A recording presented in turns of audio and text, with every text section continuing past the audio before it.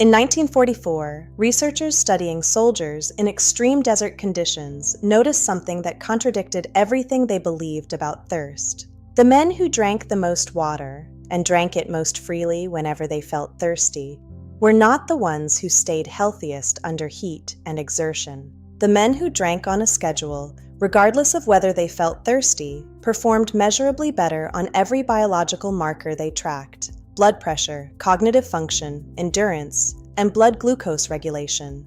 The conclusion was buried in military physiology literature for decades. Here it is, distilled into one sentence that changes everything. Thirst is not a signal that you need water. Thirst is a signal that you have already been without water long enough for your body to begin compensating. By the time you feel thirsty, dehydration is not approaching. It has already arrived. And for anyone over 60 managing blood sugar, whether through medication, diet, or both, that delayed signal has consequences that most people, and many healthcare providers, have never connected to the unpredictability of their glucose readings.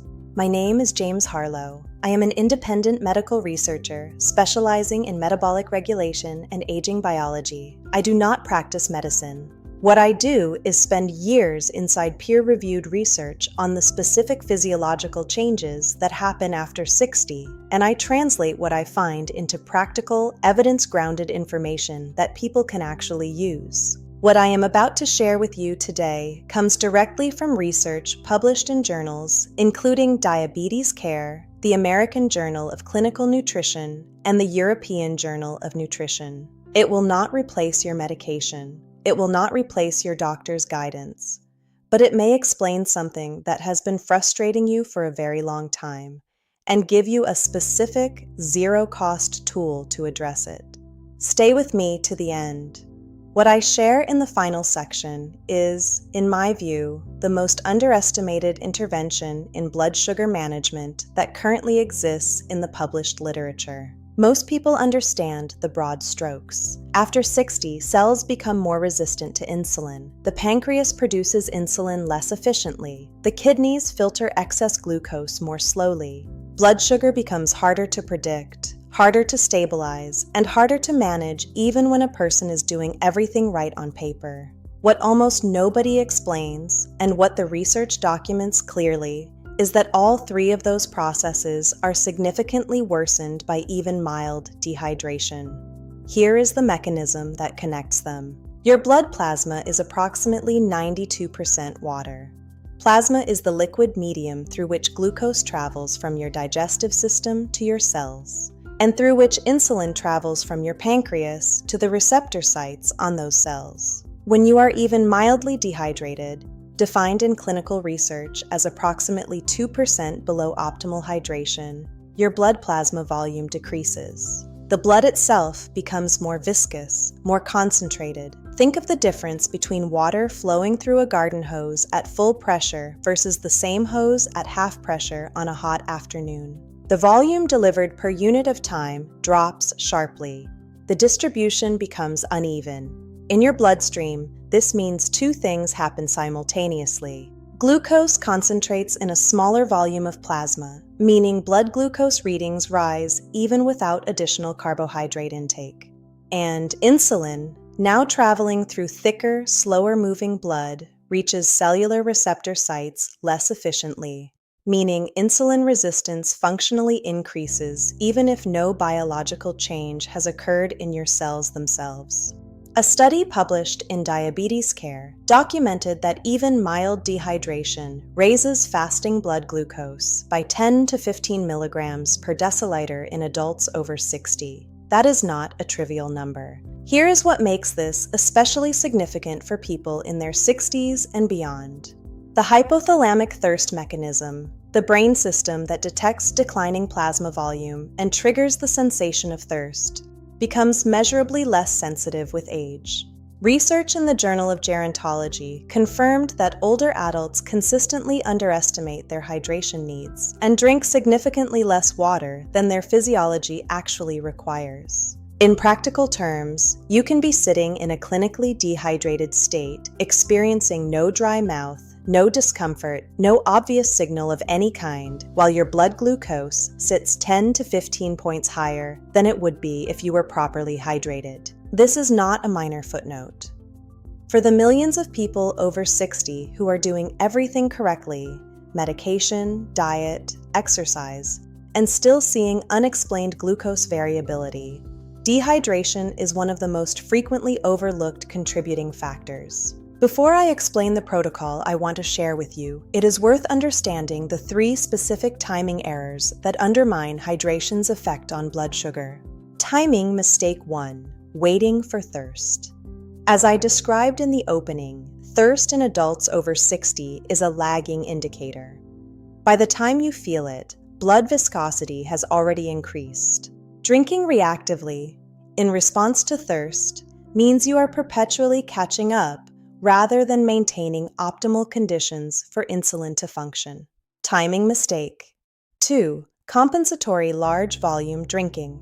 Many people go several hours without water and then drink a large amount at once to compensate. The problem is that the gastrointestinal tract can absorb approximately 200 to 250 milliliters of water every 15 minutes. That is roughly 1 cup. Anything beyond that rate passes largely to the bladder. Imagine trying to irrigate dry soil by pouring an entire bucket at once. The water runs off the surface and the roots remain dry. Slow, steady irrigation over time is what actually penetrates. Your cellular hydration works the same way. Timing mistake. 3. Cold water at critical metabolic moments. Cold water, particularly upon waking and immediately before meals, triggers mild vasoconstriction in peripheral blood vessels. When blood vessels constrict, delivery of insulin to peripheral insulin receptor sites decreases in efficiency. Room temperature or slightly warm water maintains vasodilation and supports optimal insulin delivery.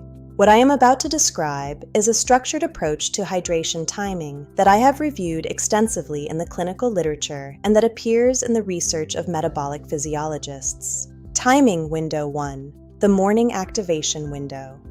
This is, without question, the highest leverage hydration moment in a 24-hour cycle. During sleep, you lose water through respiration and perspiration.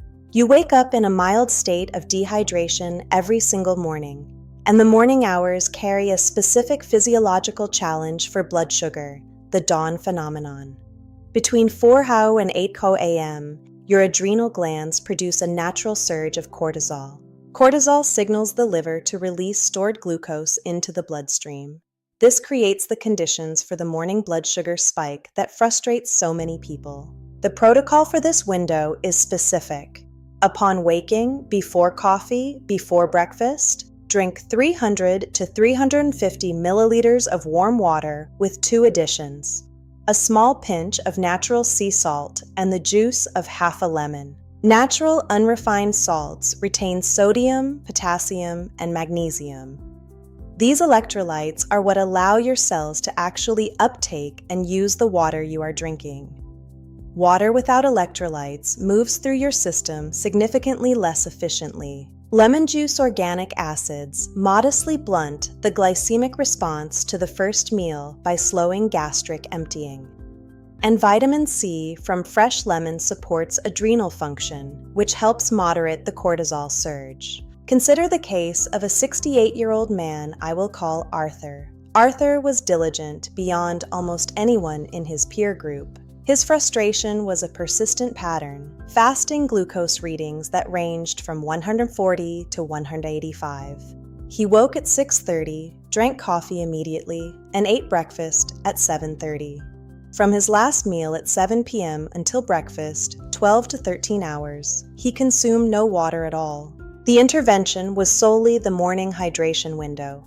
Within 2 weeks, his fasting readings had stabilized in the 118 to 132 range.